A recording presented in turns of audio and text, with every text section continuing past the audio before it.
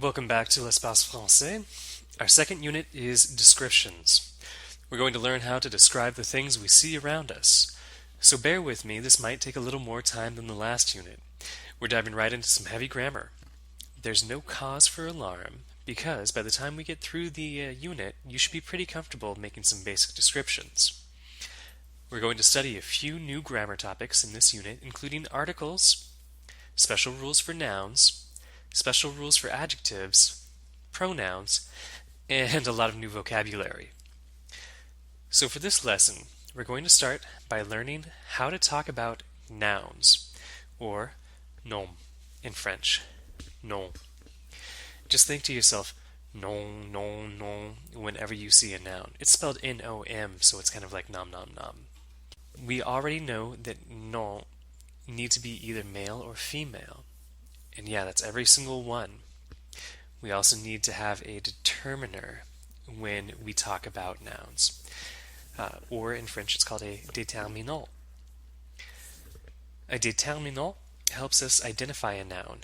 In English, determiners are words like the, a, an, my, or a number. In French, it's the same, but the words are a little bit different. We're going to start with the word for the, since it's used a lot. Actually, they're used a lot because there are three of them. Le, la, and les are called the articles définis. They are the definite articles. And that just means the. In English, the only definite article that we have is the. Le is for singular masculine nouns. La is for singular feminine nouns. And les is for plural nouns. Les articles définis are used to talk about specific nouns like the Eiffel Tower, or in French it would be le Tour Eiffel. Le Tour Eiffel. We also use them to talk about that noun in general. This is different than English, where we don't use a determiner to talk about generalities. We use the plural form. So, for example, in English, baguettes are French. But in French it would be la baguette est française. La baguette est française.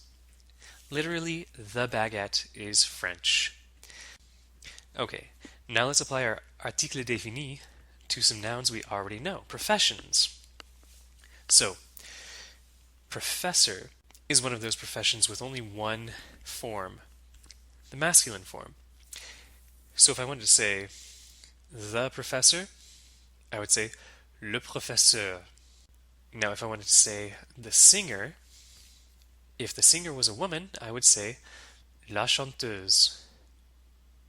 La chanteuse. Okay, so le is for masculine nouns and la is for feminine nouns. I want you to tell me, how would you say the police officer in the masculine form? And remember, police officer is policier. So how do you say the police officer? Le policier. Good. And scientifique is both the masculine and feminine form of scientist.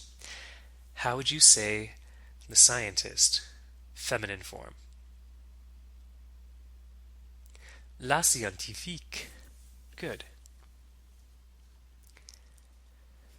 Alright, now things get a little murky when we have plural nouns. The masculine form is the de facto neutral gender in French. So if you have a group of many singers, and some of them are female and some are male, you have to use the masculine form to describe them. If they're all male, well, that's easy. Of course you're going to use the masculine form. The only case where you would use the plural feminine form is if all members of a group are female. So let's look at some examples using singers. So, if we say les chanteurs, that's the article les with the plural form of the word chanteur. The masculine plural form of the word chanteur. It means several singers, the several singers. And maybe some of them are males, some of them are females, or maybe they're all male. les chanteurs. But if we have a group of only female singers, we can say les chanteuses. Les chanteuses. Okay. Now if you're looking at the words here, you'll notice that S is added to the end of the plural noun, but it's not pronounced. It doesn't change the pronunciation of the word unless there is a liaison. So listen again. The plural form of singers is either les chanteurs or les chanteuses. Alright, I want you to try it now. How would you say the scientists? Les scientifiques. Les scientifiques. Good. And how would you say the singers if there are only women? Les chanteuses. Les chanteuses. Good. Alright, today we're also going to learn a French grammar concept called Elysium, which means elision.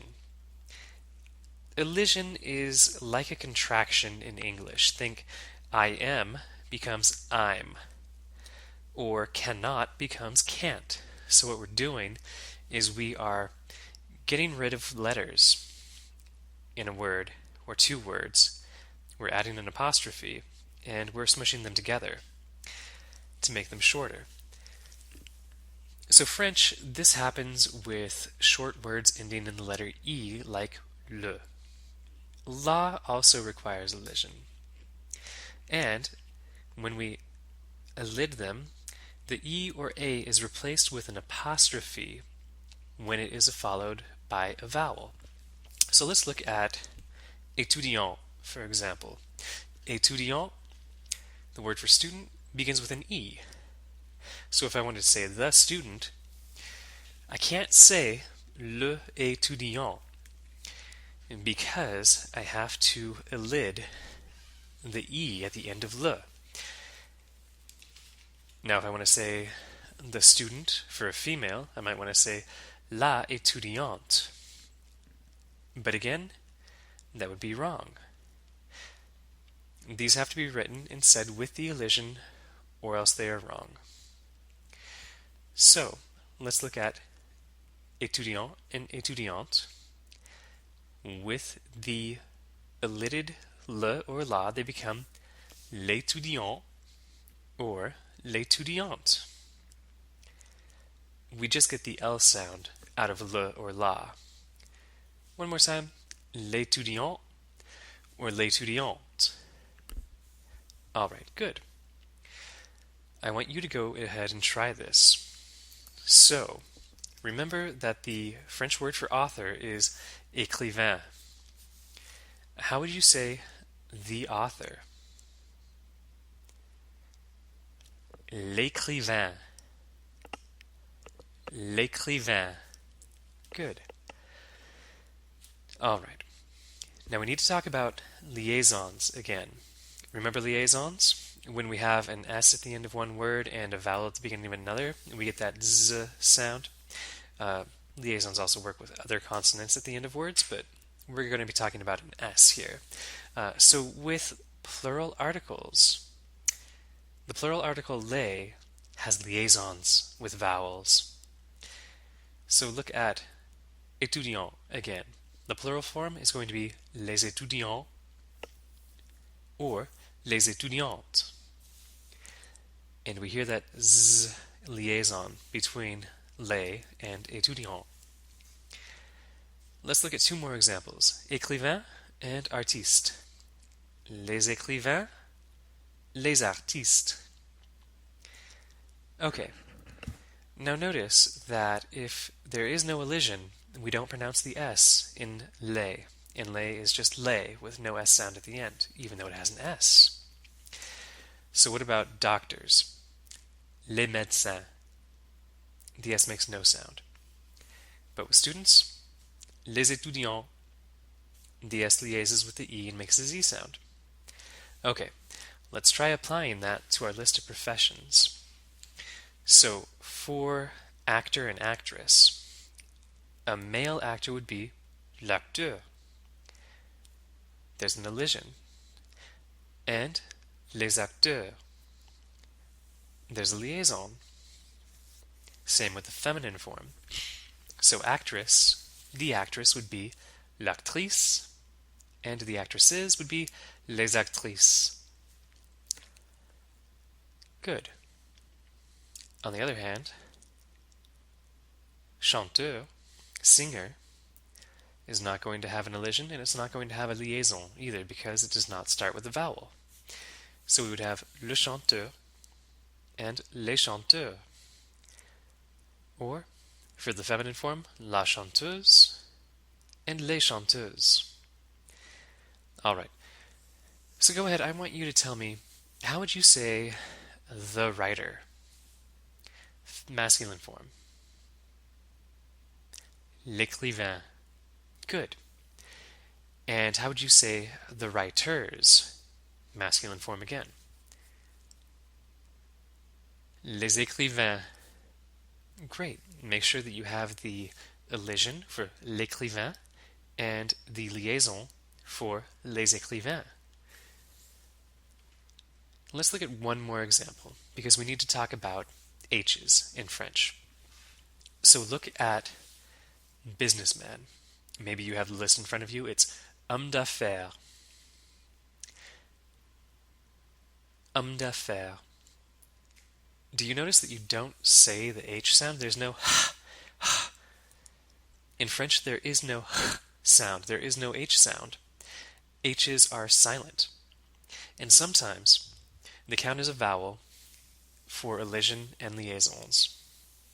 So let's look at homme d'affaires. To say the businessman, I would have to say l'homme d'affaires. And if I were to say the businessmen, I would say les hommes d'affaires. Okay, good. All right, that should give you a lot to study. Thank you for listening to L'Espace Français. Au revoir.